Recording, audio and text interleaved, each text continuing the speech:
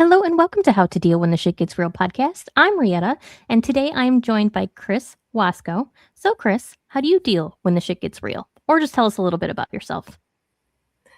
Oh, how do I deal? I deal however the energy is flowing to me because I live in energy now. Uh, I'm an energy healer, I'm a spiritual counselor, and I'm a psychic medium. And I would say I fell into this all accidentally, is what that feels like, because it was not the path I thought I was going to be walking in this lifetime. Yeah, so you aren't one of those that was kind of born with the gift, if you would say. I think I was because it always showed up in these little moments over time. But what I learned for me is because I had a very traumatic childhood, trauma mutes these abilities for anybody. And the more I healed, the more I awakened and really came online. I mean, that if that doesn't give you more of a reason to heal, besides other things, I don't know what else to say. Yeah, it's very inspiring for a lot on the healing journey. Like, wow, I might be able to do that. Yes, yes, you can. So why don't we walk through that a little bit? You don't necessarily have to dive into all your trauma if you don't want to, but let's walk on that journey of how you went from where you were to begin healing your mind and your body. Yeah, I grew up with very challenging parents. They both exist on separate sides of the narcissistic spectrum. And I had a very physical and emotionally abusive upbringing. And that was my normal. For many years, I never would have criticized my parents. Not that I even criticize them now. They didn't know better in a lot of ways. They didn't choose to do better in that, even when they did eventually know. And that's their journey, that's their path. But for me, as I started to notice a lot of these things just were not right, they were not okay. But really, what started to wake me up to that was having my own children. And my father hit my first child. And that really should have been the time I walked away. And it wasn't, because I still wanted a relationship with them. I still wanted to be connected to my family of origin. But while I chose to forgive, it was another 8 years, and my father threatened to hit my husband, and that was I'm not doing this anymore. This was my childhood, and now I'm not allowing my children to be exposed to this anymore. So when you have parents like mine and you cut them off, you don't feel this liberation and freedom. You feel panic and fear, which is exactly what I went to. I was absolutely terrified of what they might do, how they might try and hurt me or my husband or try and take my kids away from me.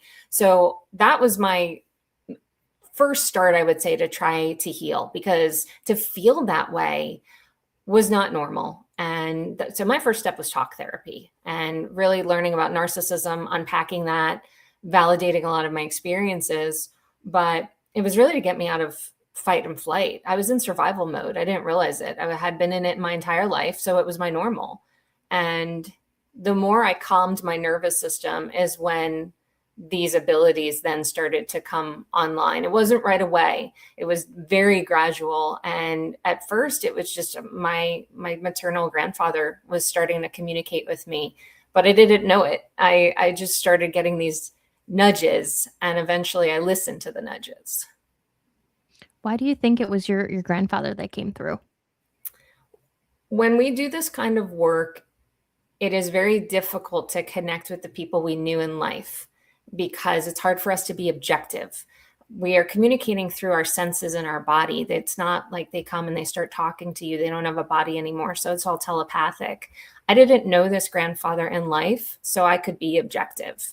And it Oh, made it a lot easier for me to have him be the first one, because that objectivity also helped me realize, like, so much of what I was told about him wasn't exactly true. I was told he was a lot like my father, and I'm like, this man is so different from my father. I was just getting very different impressions of who he was. While I saw why people compared him to my dad, he was so different to me. And it was a really neat experience at first. But I also questioned it myself, because when you start having those experiences, it's like, what is going on? I was definitely even at that time, I was like, oh, this is just maybe like a one-off, which I'd done for a while. With any time something happened, I'd be like, it's just a one-off. I mean, how many one-offs did I have where I finally said, okay, maybe this is something more?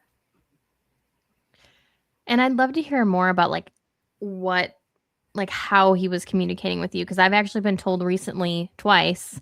I did a past life regression, and then somebody read my palm, and it came out that I'm supposed to be a medium, but I have no idea how I'm supposed to figure that out or if that really is a thing. So I'd love to hear how you're picking up on messages and how you know where these messages are coming from.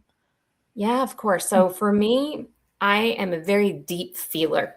So my first clair to really come online, really that was always online, was my clairsentience. So that's known as clear feeling. So anyone who's has very strong gut feelings, they're very likely a clairsentient.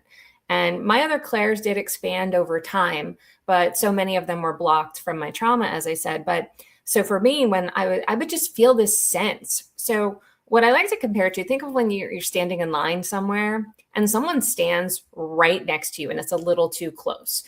And you only know it because you just feel it. You haven't turned around, they haven't made much noise, but you feel this overwhelming presence. They're in your auric field. So much like humans can be in your auric field, spirit can be in your auric field. So you will feel their presence because they've just imposed on your auric field. And then you start to feel into that more deeply, because first you get that initial sense somebody's here. And then the next sense is, who is it? And then you keep going into those layers. And it's about learning that. I mean, that's a lot of why I actually teach these type of classes now, because I had no idea what I was doing. I didn't know what they were trying to say. And I was really stumbling through a lot, trying to figure it out. And then eventually when I started seeing people in spirit, I would literally see someone right behind someone I was speaking to that were clearly in spirit. I would get a very strong impression of who they were, but I had no idea how to communicate with them. So I had to learn that. And it was very helpful. And really, as I learned, and I took many different classes, it helped me be a better teacher too, because I feel a lot of teachers do, they teach based on what worked for them. I like to get a little more expansive for people and really tap into, okay, what kind of psychic or medium are you? And let me help you strengthen that. And here are the kind of things to work on. So we all have different abilities, but we can all learn in similar fashions when we learn some basic concepts on what is unique to us, and then how to keep expanding that. Because it always comes down to practice. It is like a muscle. You have to exercise it in order to keep it firm, active, and connected to you. No, I mean, that makes sense. Anything we do is a skill, right? And the only way you acquire that skill is to hone it. Exactly. Yeah.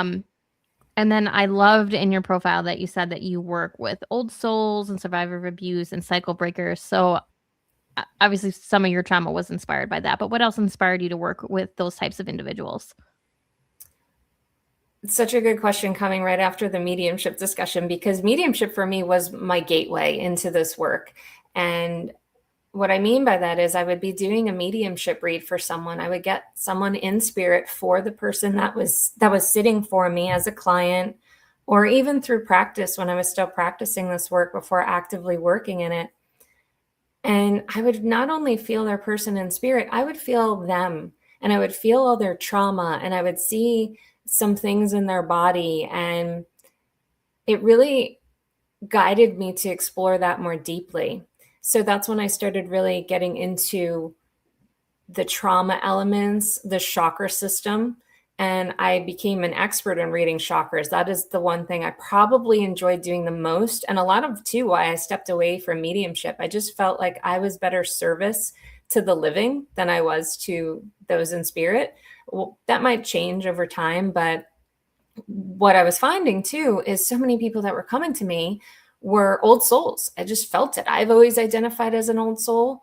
And what I've learned in my work is whenever there is an old soul, there is a narcissist somewhere close by, usually within the family system.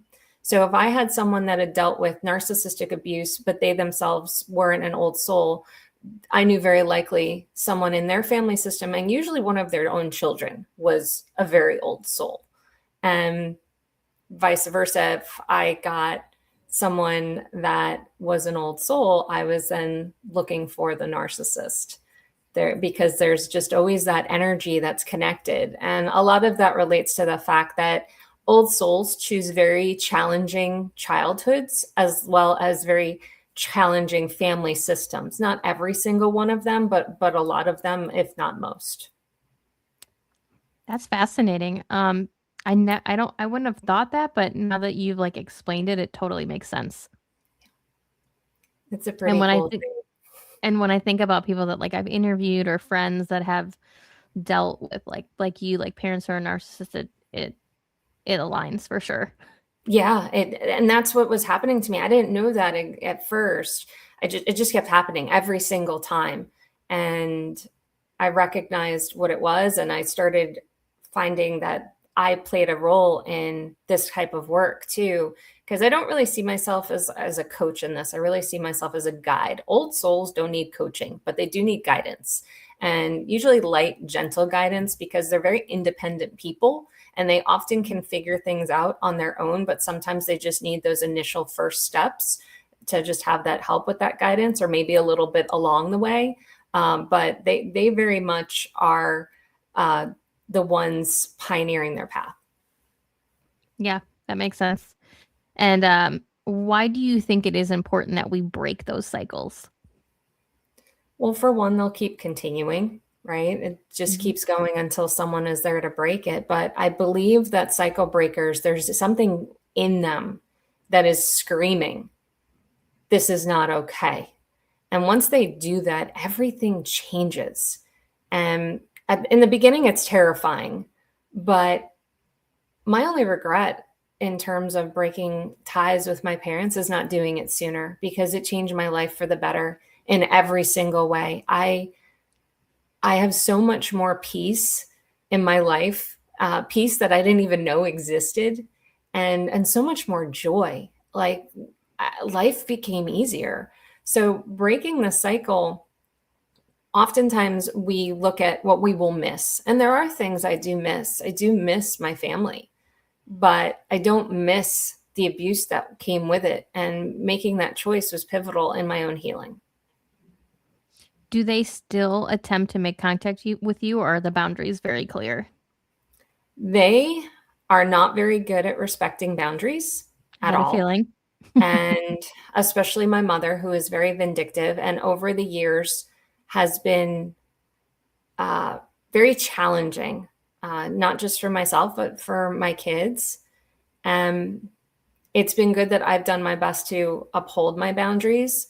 And a lot of it is ignoring her and not feeding that kind of behavior, because it's never positive. It's always very negative. This isn't like an attempt of, I want to try and connect. This is, I want to shame you. I want to control you. I want to guilt you into apologizing to me for all you've done and how horrible you've been to me and how could you and how dare you. It's never, how can we try and make this better? Never Hmm. has it been that kind of approach. Um, I just, like I said, do my best to ignore it on my end and to help my kids understand their own feelings in this, because they're getting older. My oldest now is 19. So when he turned 18, I knew my mother was going to strike. I had no doubt, and she did. Um, uh, you know, my parents have a lot of wealth, so I knew that their tactic was going to be to try and buy him. And we had to talk about it. I'm not going to tell my kids how to decide their choices in life, but I absolutely will give my input based on my own experiences. But also, he and all of my kids, I have 4 children, they have watched over the years the many negative things my parents have done. So while my mom wants to villainize me, she doesn't recognize that she paints a pretty distinct picture of the kind of person she is with her own behaviors and action. Yeah. Well, I hope your son at least took your advice or thought about it at the very least. And I'm sure that's hard sometimes, that you're trying so hard to protect your peace and she's still trying to poke your little peace bubble. Yeah, she pokes it quite a bit, and like I said, and it's never in a nice way. So all she does is validate my decision. It really just every time it reinforced why I made the choice I did. And in the beginning, it was probably more difficult, but again, because when it first happens, we're still energetically tied to those family members, whether we want to be or not. So that energetic pull makes you want to talk to them, makes you want to reach out, and makes you want to fall into the old patterns that you would do. How many times I apologized to my mother for things she did that really hurt me just to make things better. And I wasn't doing it anymore. I wasn't playing that role. And she was doing everything she could to get me back into that. And instead of trying to have a healthy relationship or even go to therapy herself, she just kept using those tactics. So yeah, like I said, I don't miss it. And I've gotten better over the years of maintaining the peace. And I look at my parents very differently now. At a time I was sad, at a time I was angry. For now, I just, I send them love. I hope for better for them, having nothing to do with me, because they can't be happy when they behave that way. Just people that behave negatively, I don't think deep down are truly happy with life and with themselves. No, I agree with you. It's almost like a wall that they're putting up, right? Yeah, absolutely. I think it's really hard to face your own wounds, It is. and healing is not easy for anybody. And I think that is probably, especially my mother's biggest fear. She would have to look at herself objectively. And I think it's very hard for any of us to look at ourselves objectively. And, but when we can, it's so incredibly healing. I mean, it's life changing. Yeah. Well, hopefully she won't always poke your peace bubble and you'll have quiet at some point. And if I don't, I'm okay. That's the beauty of it. I really, I'm so good. Like I said, I found so much peace in life. It was worth it. It really was. What advice would you give to somebody else that's maybe dealing with any type of narcissist? Doesn't necessarily have to be their parents. Dealing with narcissists is about boundaries. A lot of people talk about that in a way that I don't particularly love, only because, like in my situation, I had a very volatile father. So to set a boundary with him meant I could get hit, and often did. So boundaries aren't always safe. So when I talk about boundaries, it's understanding the energy of the boundary. So I like to look at it from a basic level of understanding. What are my boundaries? When are my boundaries being ignored by others and myself? Right? So oftentimes the emotion of anger tells us a boundary has been pushed. So when we are angry at somebody, I always say, what boundary did you let slide? Because that's usually where anger comes from. So that is just understanding it on an energetic level. When we understand our anger, we better understand our energetic boundaries. That makes sense. And it's easy to be like, well, I need boundaries, but then not having it set of what that boundary should be and how you're going to navigate it. It's you might as well not have one at all. Yeah, it's hard to set them if you've never known how to and what it means. And, they can be very challenging. So that's why I don't like to throw out a blanketed statement of set boundaries. You don't know if that's going to be safe for you or work for you. I understand your boundaries, understand the energy of the boundaries or lack thereof, and then you could start seeing how they could work for you, if they could work for you, and taking those steps toward them. Absolutely. And going back to intuitive abilities, how can others maybe work on these abilities or find out if they have them? What would you recommend? Everybody has them, everyone. So I always say start with what is very natural to you already. And I'll give some basics on that. So looking at your clairs, your clairvoyance is clear seeing, clairaudience is clear hearing, clairsentience is clear feeling. Those are the most common ones. There are more, but I'm just going to start with those just in terms of helping people just understand. So, if you are a very visual person, a very visual learner, you have very vivid dreams, you have a natural connection to clairvoyance. So, developing that is getting in touch with those visions in your head and connecting to that. And practicing that is just doing the visualizations. Start looking at different fruits in your head, start looking at numbers in your head, start looking at letters in your head. Expand it to scenery. Look at a meadow in your head, look at a cemetery in your head, look at a night sky in your head, all these different things to really hone in on those visions.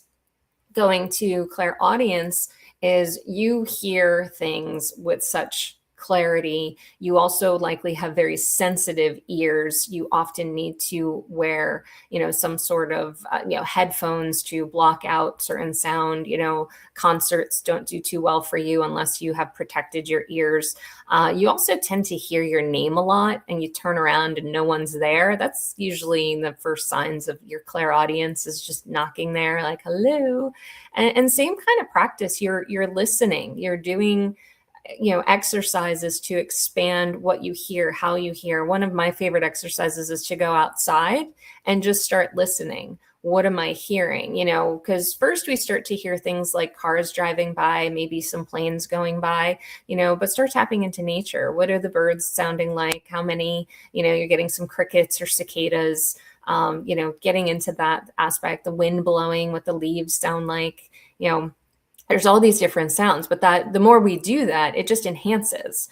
And then clairsentience, clear feeling. So that is the easiest one to develop because we are human and naturally connected to emotions. So we are innate feelers. So when we understand our own feelings and what that feels like, and you can practice that, you just activate it within yourself. What does joy feel like, and and also variances. So like, say, take joy and take happiness. A lot of people might say that's the same thing. Energetically, it's not. So feel joy, feel happiness, feel elation, feel these kinds of things in your body, feel the other stuff too. A lot of times it's not fun to do the uglier stuff, like, feel anger, feel hatred, feel disgust, so you don't have to jump right to that. At least, jump to the light stuff first.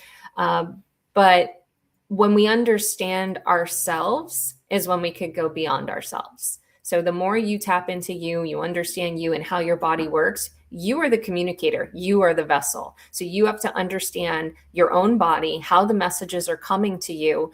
And you don't have to do a deep interpretation. There's been plenty of times I have gotten messages and I have had no idea what it means for my sitter, but I will relay them and they say, I understand exactly what you mean and why I would be getting that message. I'm like, great, that's great.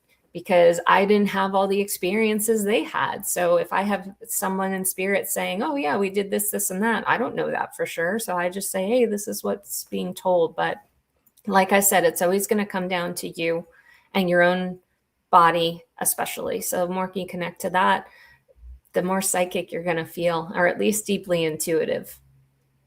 I'm definitely gonna have to work on that because I have been a vivid dreamer my entire life. So I'm gonna have to wrap in those vivid dreams and see what they can tell me.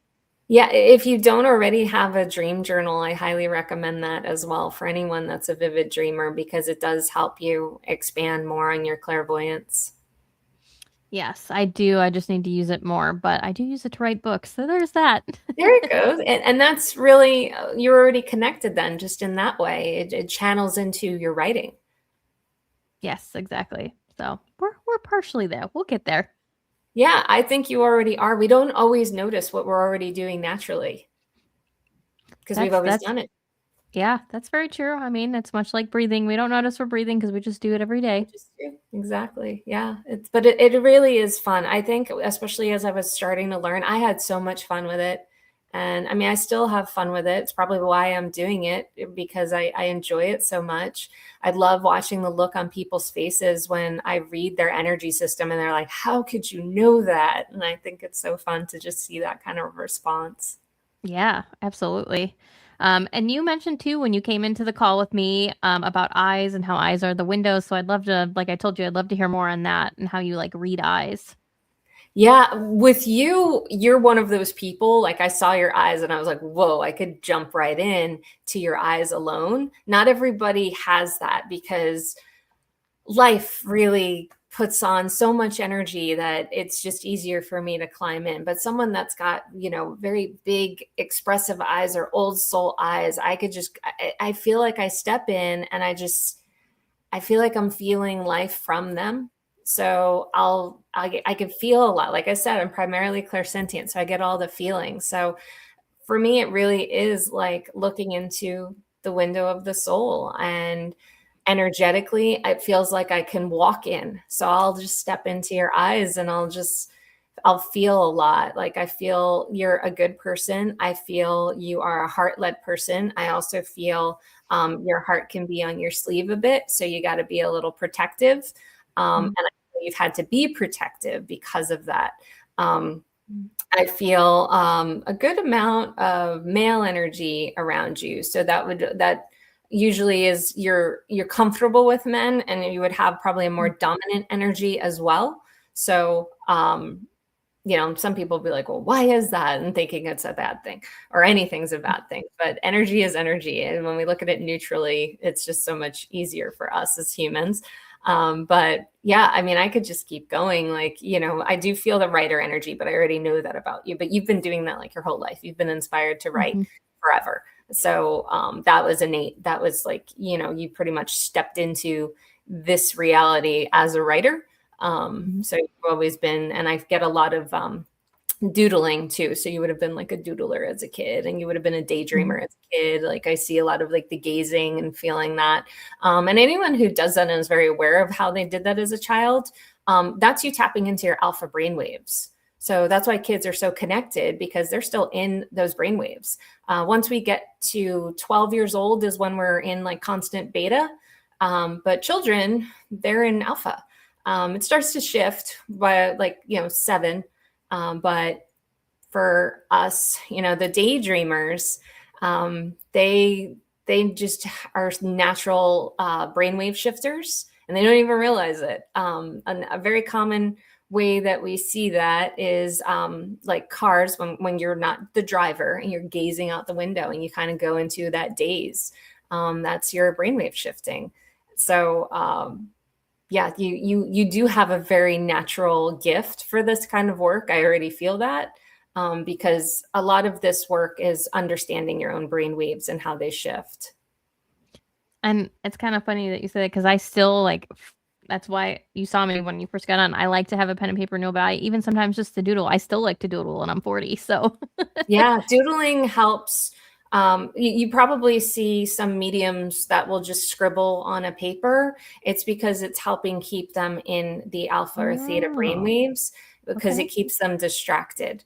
So a lot of us, I'll say, do that because it helps. I learned how to shift my brainwaves. So I feel when I'm shifting in and out. Because when you do a read, you're going in and out. You're not constantly in it, because you're going to be talking to the person that's right there. At least that's how I learned. I mean, my first teacher was basically like, don't close your eyes, don't go into some trance that your sitter's going to not really understand you or what you're saying. But some people do really well with that kind of work. It was just how I was first taught. So yeah, those brain waves are really important to understand about yourself. I think that's fascinating. So I love that you went into that. And of course, ooh, excuse me, I had a hiccup. You're an energy healer now and you do all these amazing things. So if anybody wants to work with you or reach out to you, how can they do so? The easiest way to find me is my website, which is my name, chriswasko.com. Well, there you go.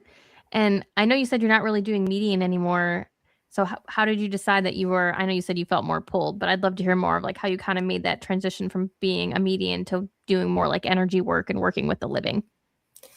This is, I'm going to put a trigger warning on this, because old souls can deal with some really heavy stuff. And for me, I was getting a lot of people in spirit that had taken their own lives, and it was getting very heavy. Okay. Old souls struggle with wanting to be on this planet. and they often deal with not necessarily suicidal thoughts, but some do. But they do struggle with wanting to exist, wanting to be here. So, elements of suicidality. Um, for me, dealing with spirit, that is always the heaviest type of spirit to get for me.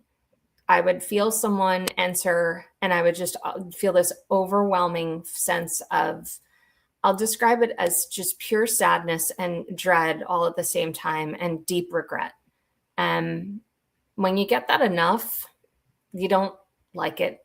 So for me, it was just a little heavy, and it kept happening. I felt like read after read after read.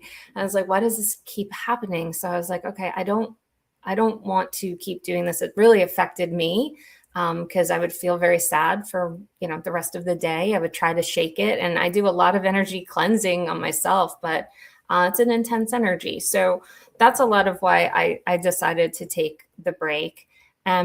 I think also when, like I said, working with the living, I see the results of their energy shifting to this aspect of energy clearing and feeling healthier and feeling these lighter versions of themselves. And I like that feeling, when someone can leave a session feeling better than they did in the beginning. Mediumship doesn't always do that. Mediumship can bring up a lot of other emotions of really missing someone. And of course we miss our loved ones. So that's perfectly natural. So like I said, for me, that was very much a gateway. Mediumship taught me so much. I haven't necessarily shut it off forever. I mean, I obviously could still do it, because, spirit, once they know we can, they like to insert themselves. But as far as like a service and feeling aligned to it, if that's meant to come back, it will, and I'll know. Well, and it's obviously very powerful too that you knew that, like, you're like, I can't do this. This is too much.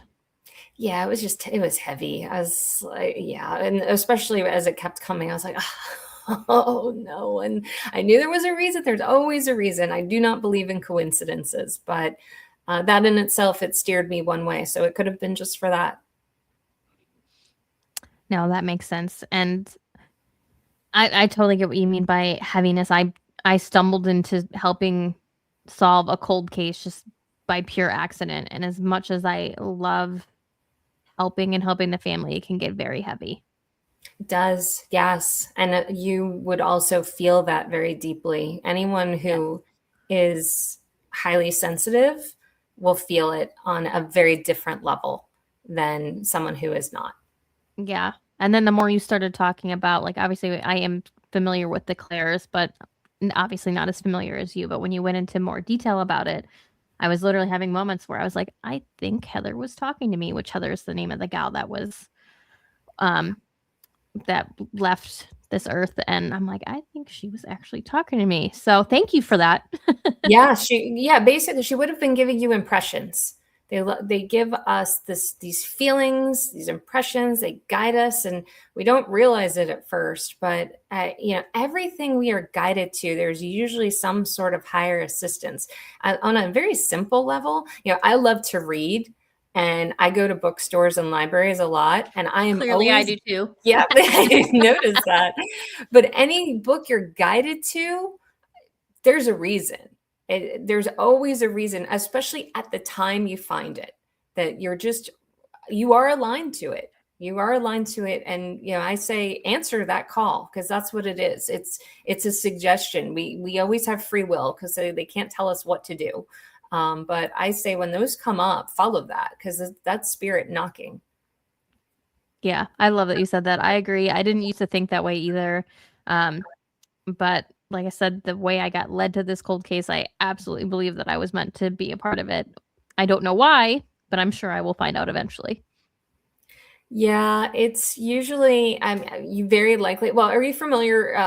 Alison Dubois. She was a very popular medium. I think she's based Yeah. in Arizona, but that show Medium was Okay, it was the on TV several show. Yes. years ago. It was based off of her life. So she worked with um, the district attorney in her area, I believe, if I'm remembering correctly. It's been a little while, and she essentially would connect with uh, the victim in spirit and guide on the case. And she obviously did very well because her story got turned into a very popular show. And I'm sure, like with most Hollywood things, it's not exactly as it was in life. Of But course. anyone that's drawn to, to any kind of sort of mediumship elements of getting into cold cases or people that have passed, there is a detective element within that, and it can be very exciting. Mhm. And to know that you have this connection to be able to help in ways that others might not be able to. So it's a pretty interesting calling. So you may be getting that kind of guidance. I must be. And my mom watched that show, and I had no idea that was based on a real person. So I There learned you something new today. Yeah, you might want to look her up. She's a pretty fascinating person. Yeah, Um, I'll have to see if there's like a book about her or something, because much like you, I like to read. So I would love to read more about her. yeah, I believe she even has a podcast now, if I'm not mistaken. Even better. We're getting Yeah, all the good things today. there you go. All right, Chris, do you have any final last words, advice, wisdom, anything you'd like to leave my listeners with? Yes, I always like to tell people that when it comes to healing, energy works in a subtle manner, and much like a rubber band. If we try to stretch it too hard, too fast, it snaps back. So if you were, I say this as a person who wants to heal yesterday and feel better yesterday. But when we are trying to make changes to feel better, to do better, to be better, doing it in a gradual manner allows your energy to adjust so that you have better success long term.